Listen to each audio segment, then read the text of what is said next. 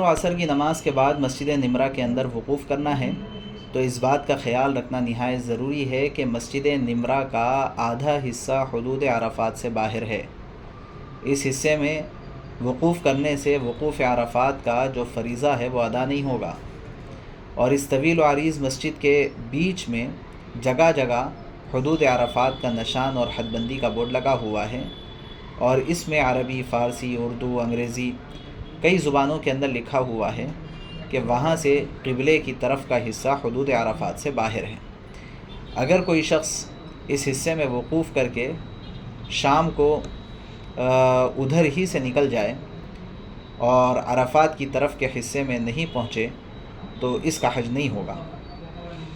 اس پر دوبارہ آئندہ سالوں میں حج کی قضا کرنا واجب ہوگا، اور بہت سے لوگوں کو دیکھنے میں آتا ہے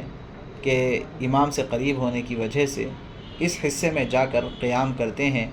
ایسے لوگوں کا حج ہی خطرے میں پڑ جاتا ہے،